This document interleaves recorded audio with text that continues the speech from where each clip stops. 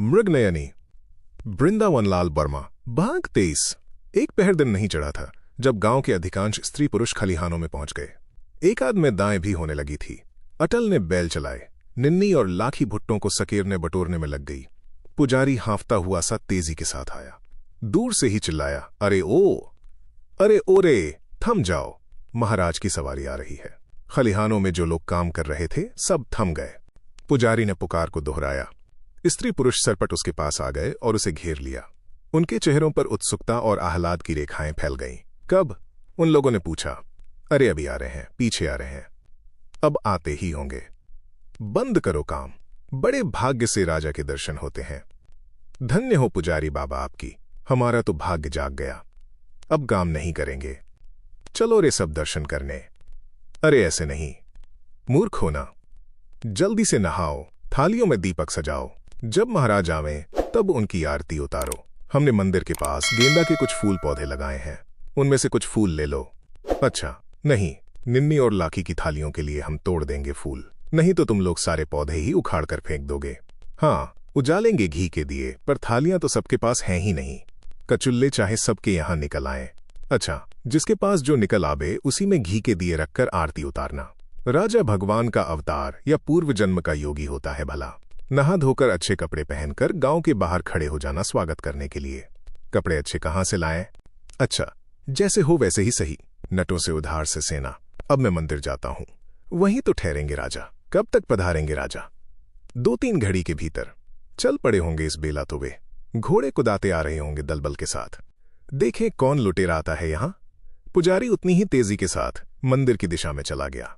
गांव वालों के लिए जैसे नदी में यकायक बड़ी बाढ़ आ गई हो और किसी तरह संभाले त संभलती हो। इधर उधर भागने दौड़ने लगे, नहाने लगे। जैसे कुछ वस्त्र उनके पास थे, धो निचोड़कर उनको सुखाया और पहन लिए। पुजारी ने निन्नी और लाखी को थोड़े से फूल दिए। निन्नी और लाखी के उत्साह का उफान कम हो गया। उनको मालूम हो गया कि स्वागत का लगभग सर्वांश उनके ही सिर है। लहेंगे मोटी छींट के, परंतु धोने पर भी भद्रंगे। कहीं उनकी फटनों पर गांठें लगी हुई।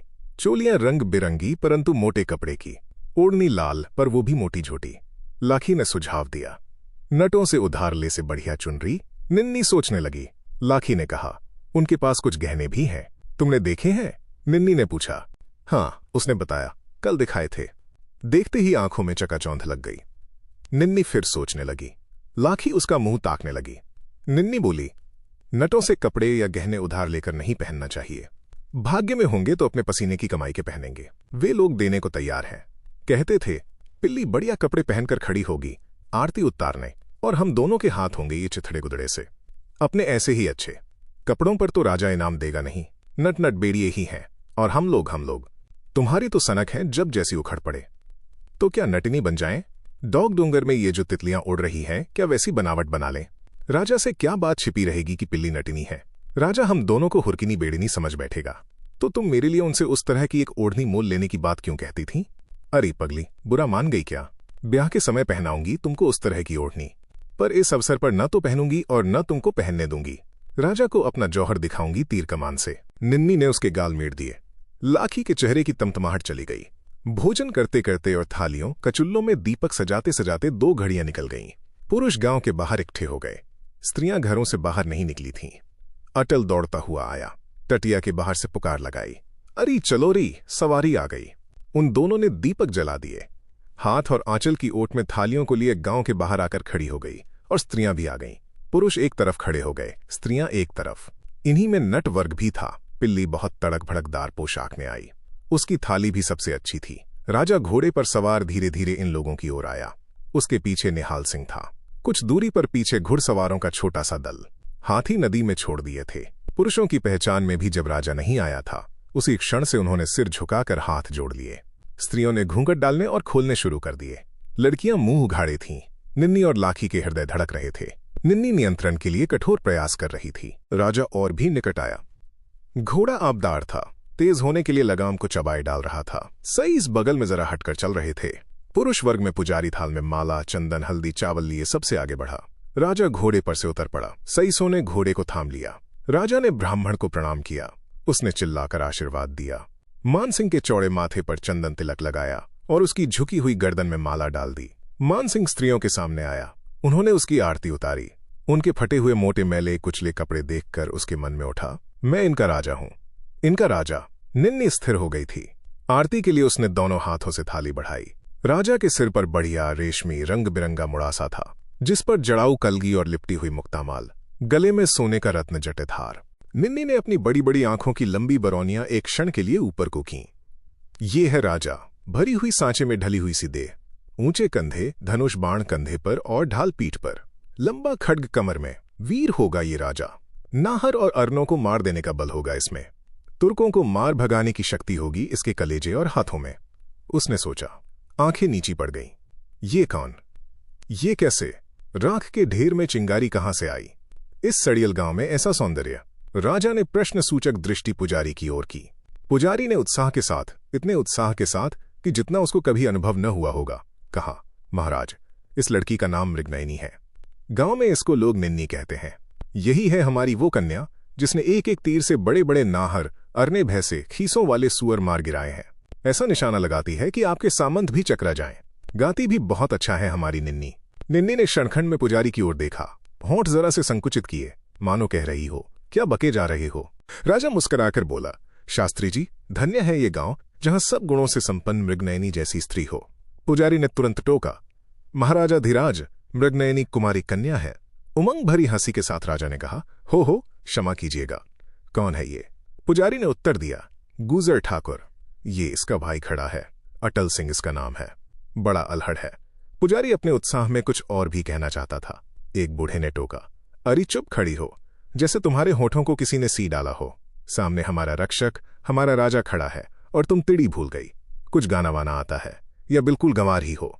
देखो कैसा सलूना है हमारा राजा। निन्नी ने एक बार मानसिंह की ओर देखा और सिर नीचा कर लिया। मानसिंह ने भी देखा और उन आंखों को बार बार देखने का चाव जागा। राजा बोला, मृगनयनी, तुम्हारे तीरों की परीक्षा लूंगा। ग्वालियर तब लौटूंगा जब तुम्हारे लक्ष्यवेध की परीक्षा कर चुकूंगा। निन्नी ने नीचा सिर किए हुए उसकी आरती उतारी। थाली में एक फूल था। आंखों को ऊंचा करके उसके मुड़ासे पर डाला। फूल नीचे गिर गया। राजा ने उसको उठाकर अपनी पगड़ी में खोस लिया। वो वहीं खड़ा रहना चाहता था। स्त्रियां गा उठीं। लाखी ने आरती के लिए थाली आगे बढ़ाई। पुजारी ने व्याख्या की, महाराज, इसका नाम लाखी रानी है। कहते हम लोग इसको लाखी हैं। ये अहीर है, कुमारी है, बड़ी बहादुर है। इन्हीं दोनों लड़कियों ने उन दो बैरियों को मार गिराया था और दो को भगा दिया था। ये भी बड़ा अच्छा निशाना लगाती है। देखूंगा। राजा मुस्कुराते हुए बोला, इन दोनों कुमारियों ने तो रामायण महाभारत का युग सामने लाकर खड़ा कर दिया। लाखी ने आंखें खोलकर मानसिंह को देखा, मुस्कुराकर आरती उतारी और उसकी पगड़ी पर फूल फेंका जो नीचे जा गिरा। उसी समय पिल्ली अपनी स्वाभाविक निर्लज्जता को दबाती हुई मानसिंह के सामने थाली लेकर आ गई। लाखी वाले फूल को मानसिंह नीचे से नहीं उठा पाया। निन्नी ने देखा, सबने देखा। मानसिंह को उसके वस्त्रों पर आश्चर्य हुआ। इस गांव में ऐसे कपड़े, परंतु नट नटिनियों की वेशभूषा ने उसको बतला दिया कि ये वास्तव में कौन है। तो भी उसने पुजारी से पूछा, ये कौन? पुजारी नहीं बता पाया। नटों की नायकिन तुरंत आगे बोली, महाराजा धीराज, ये नट जाति की है। मेरी लड़की कुमारी है, अभी ऐसे खेल करती है कि जिसका ठिकाना नहीं। हम लोग अपने खेल महाराज को दिखाएंगे। उसकी आरती को स्वीकार करके मानसिंह नटों के समीप एक क्षण भी नहीं ठहरा। कहा, तुम लोगों का भी खेल देखूंगा, मैं यहां कई दिन ठहरूंगा। पुजारी ने विनय की, अब महाराज मंदिर की ओर पधारना होवे। वहीं बरगद के नीचे डेरा लगेगा ना?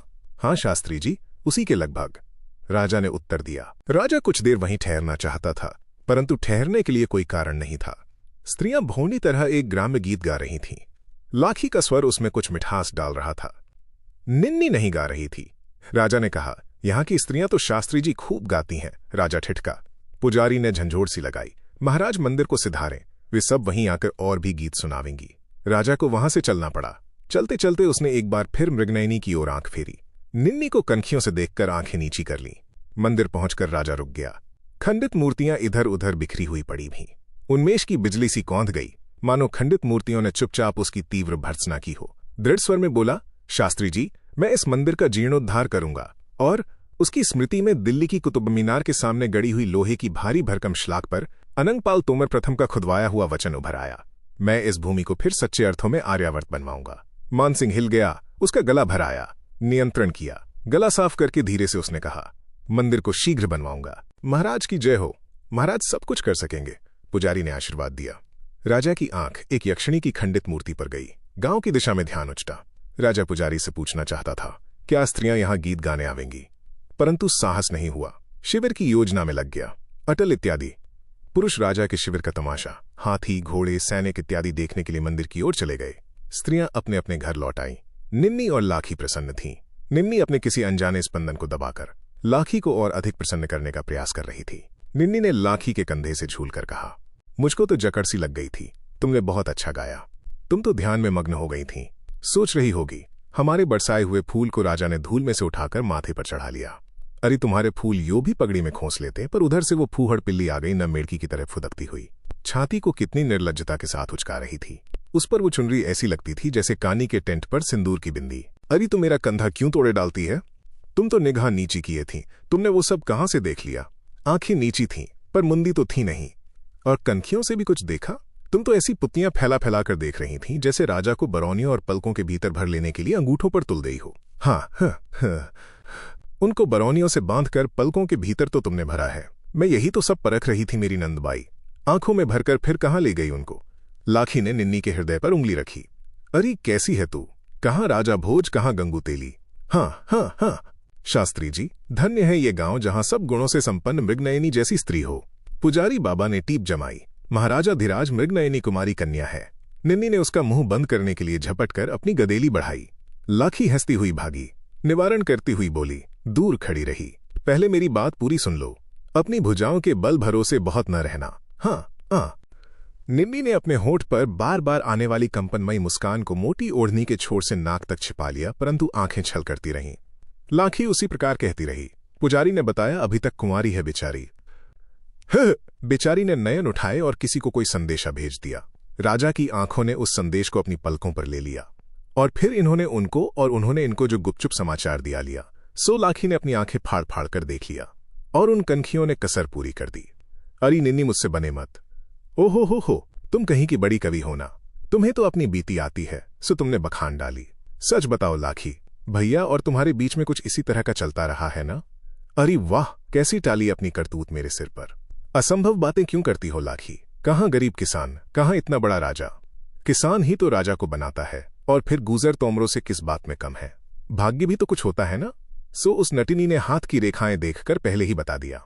रेखाएं तो तुम्हारी भी देखी थीं। अब तो मुझको विश्वास हो गया, तुम्हारे भैया भी कुछ होकर रहेंगे। अभी से ऐसी बड़ी बड़ी आशाएं मत बांधो। लाखी दौड़कर निन्नी के गले से लिपट गई, गदगद हो गई, रो पड़ी।